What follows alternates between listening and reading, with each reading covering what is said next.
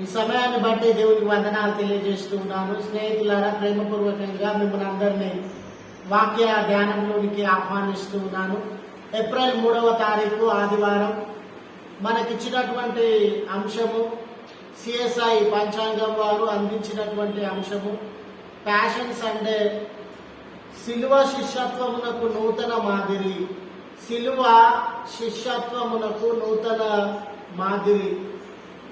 శిష్యత్వం అంటేనే మన ఆలోచనలో ఈ శిష్యత్వాన్ని అందించేటటువంటి వారు, ఈ శిష్యత్వంలో మనల్ని ముందుకు తీసుకొని వెళ్ళేటటువంటి వారు గురువు గారు ఉంటారండి. మానవ చరిత్రలో ఎన్నో విజయాలు సాధించినటువంటి వ్యక్తులు ఉండవచ్చు. ఆ ప్రతి వ్యక్తికి కూడా ఆ విజయాలలోనికి నడిపించి, ఆ విజయాలలోనికి వారిని ప్రోత్సహించినటువంటి గురువు ఖచ్చితంగా ఉంటారండి. అదే రీతిగా ఒక మనిషి ప్రేరణలోనికి, అంటే నేను ఈ రీతిగా ఉండాలి, దీన్ని సాధించాలి, ఫలాని విషయంలో విజయాన్ని పొందాలి, ఫలాని స్థితిలో నేను ఉండాలి, లేకొకటి డాక్టర్ కావాలి, ఇంజనీర్ కావాలి అని తలపోసే సమయంలో ఏదో ఒక గురువు గారు తనకు ప్రేరణగా, ప్రోత్సాహంగా ఉండి వారిని ఒక మోడల్గా పెట్టుకొని వీరు ఆ రీతిగా ముందుకు సాగేటటువంటి వారుగా ఉంటారు. స్నేహితులారా, ప్రపంచ చరిత్రను గమనిస్తే అలెగ్జాండర్ ది గ్రేట్ ప్రపంచాన్ని జయించాలని సంకల్పించి వారు అనుకున్నటువంటి పనిని 80% పూర్తి చేసినటువంటి వారు అలెగ్జాండర్ ది గ్రేట్. వారి జీవితంలో వెనుకడుగు వేయకుండా, నిరాశ నిస్పృహలోనికి వెళ్లకుండా ఎవరు ఆయనకు ధైర్యాన్ని బోధించినారు, ఎవరు ఆయనకు అంకిత భావాన్ని బోధించినారంటే ది గ్రేట్ ఫిలాసఫర్ అరిస్టాటిల్ గారు. అరిస్టాటిల్ గారి బోధల ద్వారా ఆయన జగజ్జేతగా వెలుగొందినటువంటి వాడు. అలాగనే మన ఇండియన్ కాంటెక్స్ట్కి వచ్చేసరికి చంద్రగుప్త మౌర్య గారు ఉన్నారు. చంద్రగుప్త మౌర్య గారే భారతదేశాన్ని రీతిగా సువిశాలమైన భారతదేశంగా ఎన్నో ఈ భారతదేశాన్ని ఉద్ధరించడంలో, నెలకొల్పడంలో కృషి చేసినటువంటి వారు. వారి గురువు గారు the great philosopher, orator and great thinker, వారే చాణక్య గారు. చాణక్య గారి ఫిలాసఫీ కానివ్వండి, వారి టీచింగ్స్ కానివ్వండి, ఇప్పటి వరకు కూడా గొప్పగా భావించేటటువంటి వారు, అనుసరించేటటువంటి వారు ఉన్నారు. అటువంటి గురువుకి శిష్యుడుగా ఉండడం వల్ల చంద్రగుప్త మౌర్య గారు వారు ప్రపంచంగా ప్రసిద్ధిగాంచిన. ఈరోజు చూడండి, మన చిన్న చిన్న పిల్లల విషయంలో కళాశాల వారైనా కూడా, పాఠశాల వారైనా కూడా వాళ్ళంటారు, అయ్యా ఈ చిన్న తరగతి నుండే ఐఐటి, నీట్ లాంటి కోచింగ్ ఇచ్చి మీ కుమారుణ్ణి ఒక మంచి ఇంజనీర్గా తయారు చేస్తాం, లేదా మంచి డాక్టర్గా తయారు చేస్తాం, లేక మంచి ఆర్థికవేత్తగా తయారు చేస్తామని వారు ఇటువంటి promises every time they are promise like this. వారు ఈ రీతిగా మనకి వాగ్దానం చేసేటటువంటి వారుగా ఉంటారు. ఇది లోకానికి సంబంధించినటువంటి గురువు శిష్యత్వం. లోకంలో ఉన్న ఏ గురువైనా, ఏ శిష్యుడిని నిన్ను గొప్పవాన్ని తయారు చేస్తా అంటాడు, నిన్ను ఒక అధికారిని తయారు చేస్తా అంటాడు, నిన్ను ఒక ధనికుని తయారు చేస్తా అంటాడు, నిన్ను ఒక డాక్టర్ని లేక ఇంజనీర్ని తయారు చేస్తానంటారు, లేక ఈ లోకంలో ఒక పేరు ప్రఖ్యాతలు కలిగినటువంటి వ్యక్తిగా నిన్ను మలచబోతూ ఉన్నాను అని వాగ్దానం చేసేటటువంటి వారుగా ఉంటారు. When it comes to Jesus cross, Yesu ప్రభుల వారి సిలువ, లోకంలో శిష్యత్వం ఉందండి.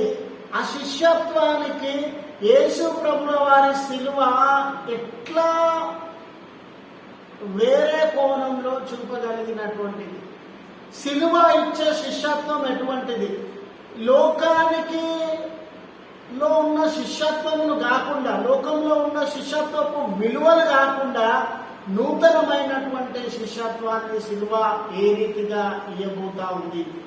చూడండి, లోకంలో ఏ శిష్యుడైనా కూడా గురువుగారు ఏం చెప్తాడంటే, నీ కొరకు నువ్వు బ్రతుకు, నువ్వు గొప్పవాడివిగా, అధికారివిగా, ధనికుడివిగా, పరిపాలకుడివిగా అని తెలియజేసేటటువంటి వాడిగా ఉంటాడు. కొంతమంది గురువుల టీచింగ్ వింటే ఒకానొక సమయంలో నీ కొరకు మాత్రమే ఆలోచించు, otherwise you cannot become a great man. నీ కొరకు మాత్రమే ఆలోచించకపోతే నువ్వు పరిపాలకుడివి కావు, రాజు కావు, లేకపోతే అధికారి కావు అని వారు తెలియజేస్తూ ఉంటారు. కానీ సిలువ ఎటువంటి శిష్యత్వాన్ని మనకు అందజేస్తూ ఉంది? అసలు వాస్తవానికి సిలువను విజయం అని చూపించేవారు ఉన్నారు, స్వస్థత అని చూపించేవారు ఉన్నారు, విమోచనాన్ని చూపించేవారు ఉన్నారు, శక్తి అని చూపించేవారు ఉన్నారు. కానీ యేసు ప్రభుల వారికి సిలువ ఏమై ఉన్నది? Not you and for not me. What does it mean to Jesus? Yesu ప్రభుల వారికి సిలువ ఏమై ఉన్నదంటే మత్తయి సువార్త 26వ అధ్యాయం 39వ వచనంలో తెలియజేసినటువంటి మాట ఏంటంటే యేసు ప్రభుల వారు అక్కడ ప్రార్థన చేస్తున్నారండి. ఏమని ప్రార్థన చేస్తున్నారంటే, ఈ పాత్రను నా యొద్ద నుంచి తొలగించు, అంటే ఈ సిలువను నా యొద్ద నుంచి తొలగించు. వారు అక్కడ పాత్ర అని సంబోధిస్తూ ఉన్నారు. పాత్ర అంటే మనందరికి తెలుసు, అది శ్రమలకి గుర్తుగా ఉన్నటువంటిది, శ్రమలను సూచించేటటువంటిది. సిలువ యేసు ప్రభుల వారికి ఏమై ఉన్నదనంటే శ్రమ అయి ఉన్నది. ఎందుకు వారు శ్రమ పడాలా? గాయములను పొందాలా? కొట్టబడాలా? తిట్టబడాలా? వీధులలో ఈడ్చబడాలా అని అంటే పరోపకారం కొరకు, అంటే ఇతరులను బాగు చేసేదానికి, ఇతరులకు జీవం ఇచ్చేదానికి, ఇతరుల యొక్క బంధకములను దూరపరచేదానికి, ఇతరుల జీవితం చీకటిలో ఉంది, ఇతరుల జీవితం భారముల మధ్య ఉంది, ప్రజల జీవితాన్ని విమోచించడానికి he has to ready to take that kind of problem, that kind of passions in his life. ఆ ఇతరులను బాగు చేయడానికి ఆయన దాన్ని. ఇంకా రెండవ విషయాన్ని గమనిస్తే, అయినా నా ఇష్టం కాదు నీ చిత్తమే అని అదే వచనంలో ప్రభుల వారు పలుకుతారు. ఇట్ మీన్స్ స్నేహితులారా, యేసు ప్రభుల వారికి సిలువ ఏమై ఉన్నదంటే ఇట్స్ ఎ గాడ్స్ విల్, దేవుని చిత్తమై ఉన్నది. రెండు విషయాలండి. ప్రభుల వారికి మొదట సిలువ శ్రమలై ఉన్నది. ఆ శ్రమలు కూడా దేని కొరకంటే ప్రపంచాన్ని, ప్రజలను రక్షించాల. రెండవది కదా, ఇట్స్ ఎ గాడ్స్ విల్. దేవుని చిత్తం ఏంటి? ఆయన చిత్తం కూడా యేసు ప్రభుల వారు ప్రజలను విమోచించాలా, ప్రజలను రక్షించాలా. ఇటువంటి సిలువ ఆ శిష్యత్వాన్ని మనకు అందిస్తూ ఉన్నదంటే మనం కూడా ఏం చేయాలనంటే ఇతరుల కొరకు శ్రమను పుచ్చుకోవాలా, నీ కొరకు నువ్వు బ్రతకాలా అన్నది లోకానికి సంబంధించిన శిష్యత్వం. ఇతరుల కొరకు బ్రతకనేది సిలువ అందించేటటువంటి శిష్యత్వము. నువ్వు ఎదుగు, నువ్వు ఫలించు, నువ్వు అధికారిగా, నువ్వు ఒక మంచి ఉన్నత స్థితిలో ఒక పరిపాలకుడిగా రూపొందు అనేది లోకం అందించే శిష్యత్వం. కానీ ప్రభుల వారు ఇతరులకు సేవకుడిలాగా ఉండు, ఇతరుల కన్నీరు తుడువు, ఇతరులలో జీవాన్ని నింపు, ఇతరులను వృద్ధిలోనికి తీసుకొనిరా అనేది సిలువ అందించేటటువంటి శిష్యత్వము. మనందరికి తెలుసండి, శిష్యత్వము అనేటటువంటి మాట లాటిన్ పదమైనటువంటి డిసైపులస్ అనే మాట నుండి వచ్చింది. దీని అర్థం ఏంటంటే వెంబడించేటటువంటి వాడు, నేర్చుకునేటటువంటి వాడు. యేసు ప్రభు సిలువను మనం వెంబడించాలా, ఆ సిలువ నుంచి మనము నేర్చుకునేటటువంటి వారంగా ఉండాలా. ఏమి మనము నేర్చుకునేటటువంటి వారంగా ఉంటామనంటే, ఏ సిలువ శిష్యత్వములో మనం ఏం ఫస్ట్ ఏంటంటే లైఫ్ షేరింగ్ డిసైపుల్షిప్. జీవమును పంచుకునేటటువంటి శిష్యత్వము. నువ్వు జీవంతో ఉండనేది లోకము అందించే శిష్యత్వము. కానీ సిలువ అందించే శిష్యత్వం ఏంటంటే ఇతరులతో జీవాన్ని పంచుకునేటటువంటి వాడుగా ఉండు. యేసు ప్రభుల వారు మానవుడిగా ఈ లోకంలో జన్మించి సిలువ మరణానికి వారు అప్పగింపబడినారు. ఆ శ్రమలలో, సిలువలో ఆయన మానవులకు జీవాన్ని అందించాలని ఆశపడుతూ ఉన్నాడు.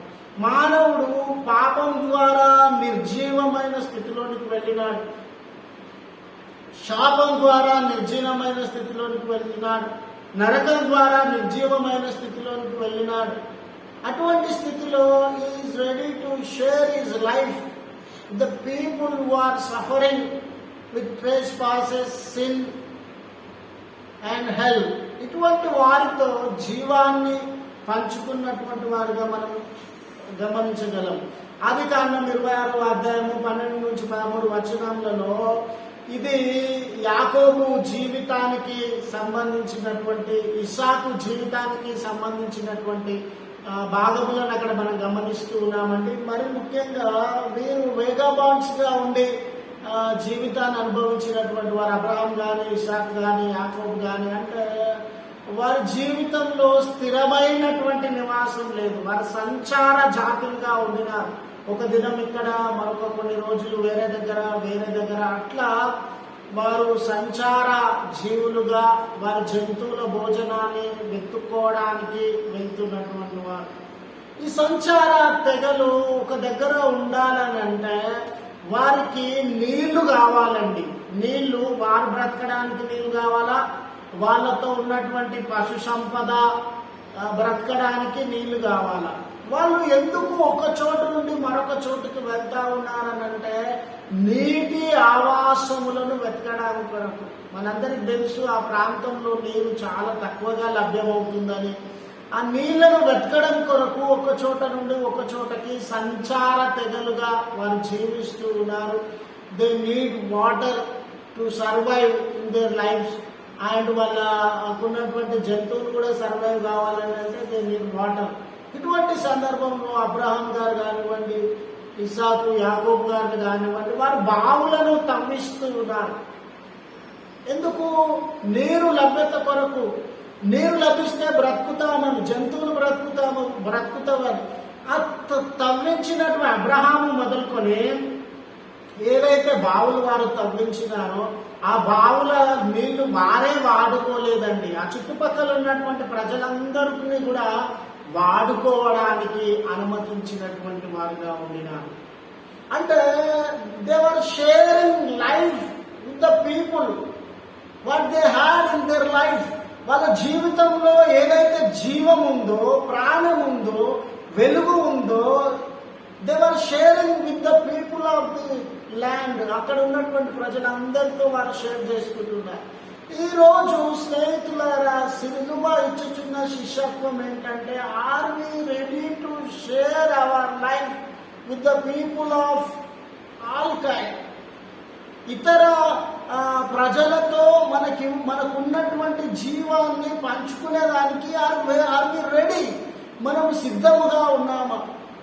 కొంతమందికి వనరులు ఉండొచ్చండి, కొంతమంది ఉద్యోగాలు ఇప్పించే స్థితిలో ఉండొచ్చండి, కొంతమంది వైద్యం అందించే స్థితిలో ఉండొచ్చండి, కొంతమంది చదువు చెప్పించే స్థితిలో ఉండొచ్చండి, కొంతమంది ధైర్యం చెప్పే స్థితిలో ఉండొచ్చండి. నువ్వు ఏ స్థితిలో ఉన్నా కూడా are you ready to share the life with the people of all kind? ఇది మన ముందు ఉంచబడుతున్నటువంటి సవాల్. ఆ దినాలలో ఒక జనాంగాన్ని నాశనం చేయాలా, ఒక జనాంగం యొక్క బలాన్ని తగ్గించాలని అంటే శత్రువులు ఏం చేసేటటువంటి వారంటే వీళ్ళ ఆహారాన్ని నాశనం చేసేటటువంటి వారు. అంటే పంటలను నాశనం చేసేవారు, పశు సంపదను నాశనం చేసేటటువంటి వారు, నీటి వనరులను నాశనం చేసేటటువంటి వారు. అంటే బావిలను పూర్తి చేస్తే వాళ్ళు బతకలేరు కనుక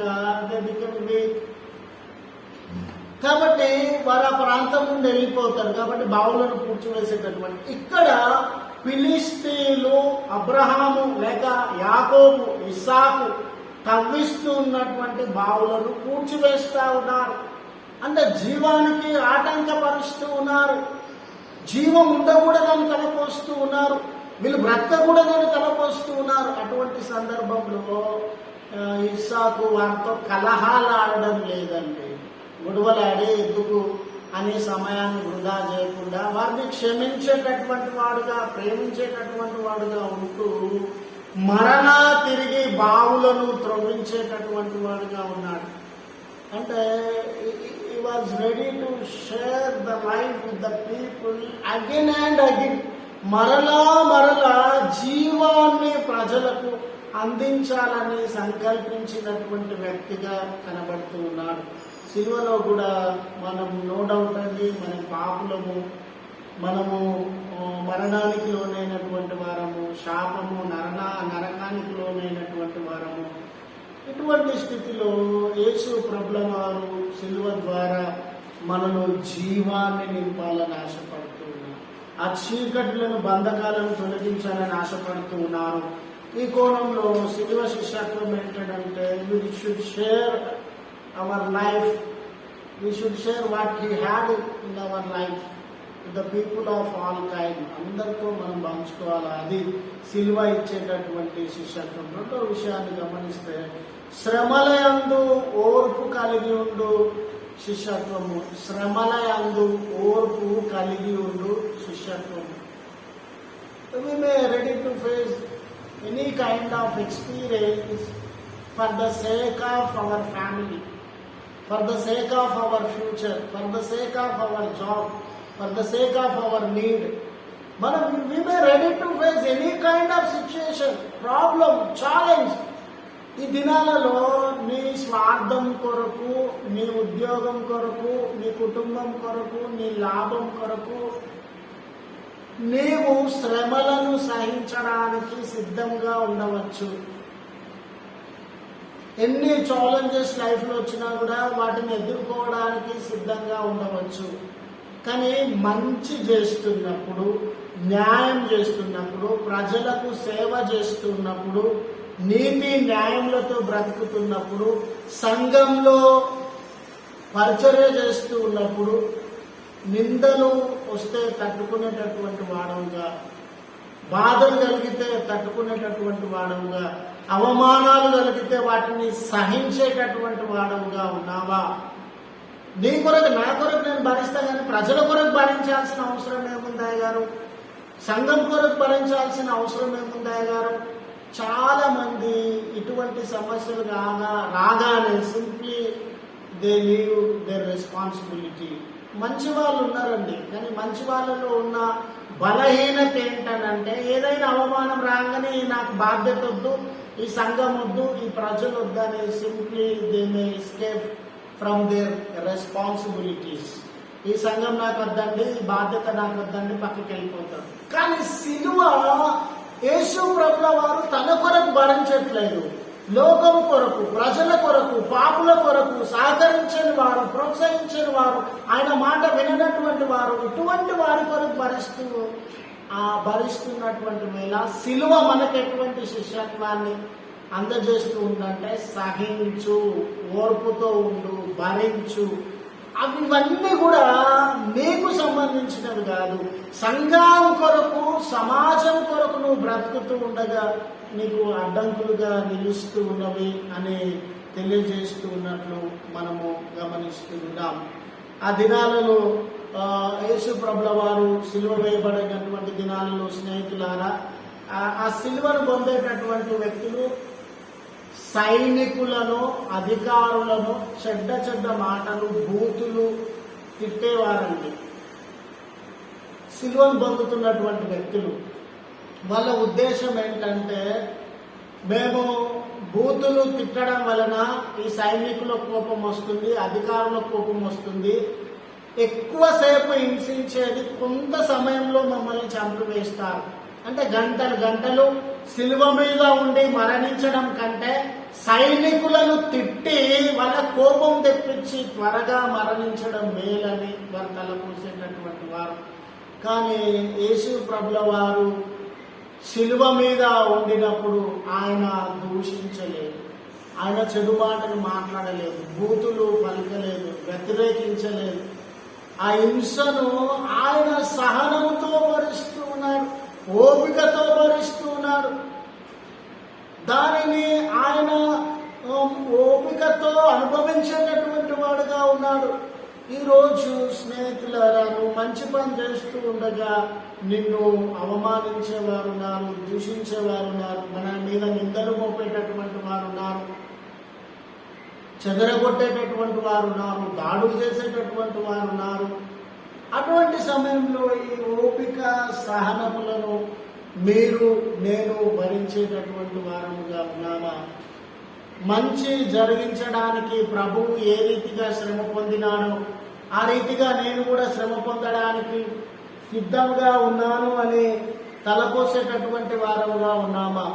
అపోస్తలుడైన పౌలు జీవితాన్ని గమనించినట్లయితే కొరింథీయులకు రాసిన 2వ పత్రిక 21వ అధ్యాయం 11వ అధ్యాయం 21వ వచనం నుండి 31వ వచనం వరకు మధ్య భాగంలో అపోస్తలుడైన పౌలు పొందినటువంటి శ్రమల గురించి రాయబడి ఉందండి. వారి జీవితం ఎంత గొప్పది, వారి తెగింపు, వారి యొక్క సమర్పణ ఎంత గొప్పది. వారు పలికిన మాట ఏంటంటే, యేసు ప్రభుల వారు శ్రమ పొందకుండా ఏదైనా శ్రమను వదిలివేసినట్లయితే దాన్ని నేను నా శరీరంలో భరిస్తున్నాను. మీరు చూడండి, అపోస్తలుడైన పౌలు కూడా ఎందుకు శ్రమ పొందినాడంటే స్వార్థ కొరకు, దేవుని నామమున ఆయన జీవాన్ని ప్రకటించుట కొరకు, ప్రజల మధ్యలోనికి వెళ్ళుట కొరకు, ఆయా ప్రాంతములలో ఆయన సాక్షిగా నిలబడుట కొరకు, ఆయన స్వార్థం కొరకు, ఆయన ఉద్యోగం కొరకు, ఆయన భోజనం కొరకు, ఆయన గృహం కొరకు, ఆయన ఆస్తిపాస్తుల కొరకు, ఆయన ఎదుగుదల కొరకు, ఆయన ప్రమోషన్ కొరకు ఆయన శ్రమ పొందలేదు. కానీ ప్రభుల వారి సాక్ష్యం కొరకు శ్రమ పొందినట్లు గమనిస్తాం. ఆ దినాలలో ఒక మాట వచ్చిందండి. ఆ మాట ఏంటంటే, యేసు ప్రభుల వారితో బ్రతికి ఉన్నప్పుడు ఎవరైతే ప్రత్యక్షంగా సహవాసం కలిగి ఉన్నారో, ప్రత్యక్షంగా సహవాసం అంటే పేతురు, యోహాను లాగా ఆయనతో కలిసి బ్రతికినటువంటి వాళ్ళనే వాళ్ళు అపోస్తులని పిలవడానికి ఇష్టపడ్డారు.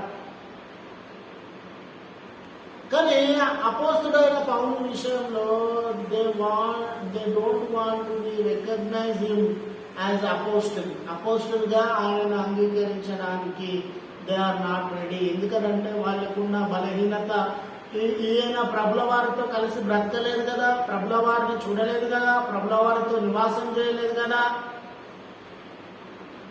So is not eligible to recognise as apostle లాగా ఆయన గుర్తింపబడడానికి అర్హత లేనటువంటి వాడు అని ఆయనను అవమానించినారు, తృణీకరించినారు. ఆయన అపోస్టల్షిప్ గుర్తించినటువంటి వ్యవహారం అక్కడ నడిచినదండి. అందుకే నేను హెబ్రీయుడని కాదా, నేను ఫలాని వంశంలో పుట్టలేదా, నేను ఫలాని వాణ్ణి కాదా అని ఆయన తెలియజేస్తున్నాడు. అంత మాత్రమే కాదు, ఆకలి, దప్పిక, నిద్రలేని రాత్రులు, కొరడా దెబ్బలు, శ్రమలు, బంధకాలు, చెరసాల, ఆకలి, పోరాటములు, అపాయకరము, ప్రాణాపాయకరమైనటువంటి స్థితులలో ఆయన ఓర్పును, సహనాన్ని ప్రదర్శించినటువంటి వాడుగా ఉన్నాడు. ఈ దినాన స్నేహితులారా, మనమందరము క్రైస్తవులమే కానీ ఏ ఒక్కరిలో ఓపిక లేదు.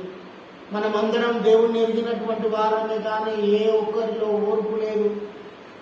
ఫలాని వారు ఇలా అన్నారని గుడికి మానేస్తూ ఉన్నాం, ఫలాని వారు ఇలా అన్నారని మంచి పనులు చేయడం ఆపివేస్తూ ఉన్నాం, ఫలాని వారు ఇలా అన్నారని గుడికి సహాయం చేయడం మానివేస్తూ ఉన్నాం, ఫలాని వారు అధికారంలో ఉన్నారని కానుకలు కూడా ఇవ్వడం మానివేస్తూ ఉన్నాం.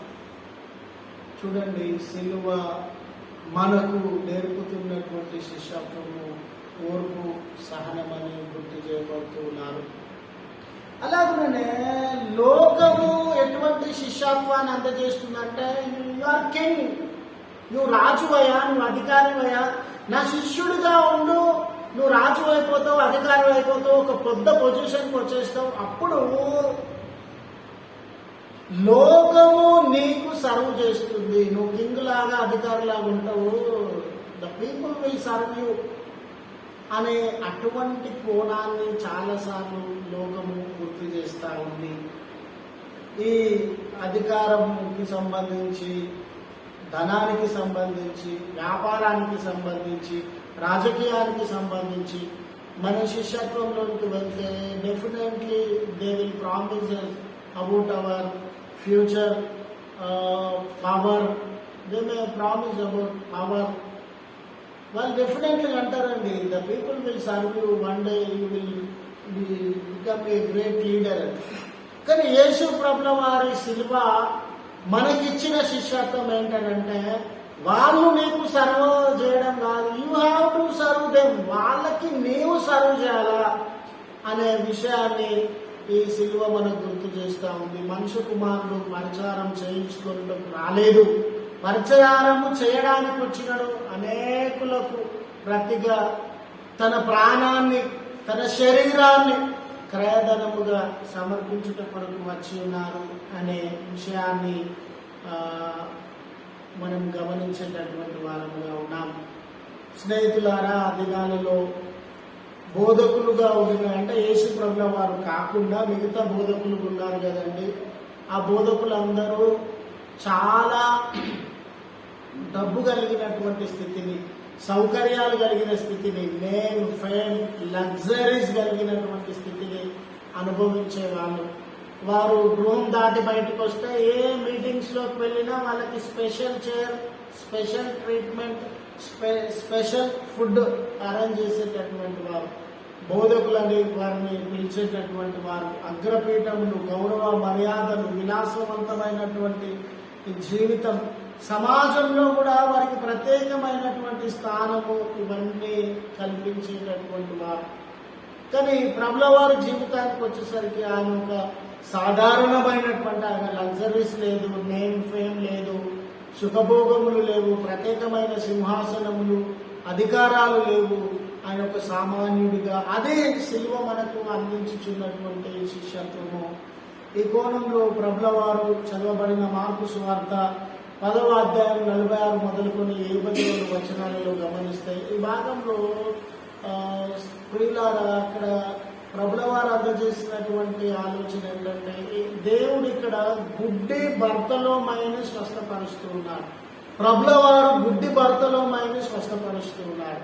ఈ గుడ్డి బర్తలోమై యేసు ప్రభుల వారు దారి గుండా వెళ్తా ఉంటే ఆయన పిలుస్తూ ఉన్నాడు, అయ్యా నన్ను రక్షించండి, రక్షించండి అని అరుస్తూ ఉన్నారు. ఆ దినాలలో గుడ్డితనము చాలా భయంకరమైన పరిస్థితులలోనికి గుడ్డివారిని నెట్టివేస్తూ ఉంది. ఏ ఉద్యోగం లేదు, ఏ పింఛన్లు లేవు, గవర్నమెంట్ నుంచి కానీ, సమాజం నుంచి కానీ, మతం నుంచి కానీ, దే హ్యాడ్ నథింగ్. వాళ్ళకి ఏ రకమైనటువంటి సపోర్ట్ లేదండి. వాళ్ళు బ్రతకడానికి ఏకైక మార్గం ఏంటంటే భిక్షమెత్తుకోవడం, భిక్షమెత్తుకొని జీవించేటటువంటి వారు. ఆ దినాలలో వైద్య శాస్త్రం కూడా పెద్దగా అభివృద్ధి చెందలేదు. ఇటువంటి బంధకాలు కలిగినటువంటి ప్రజలను ప్రభుల వారు నా యుద్ధకు రండి అని పిలుస్తూ ఉన్నారు.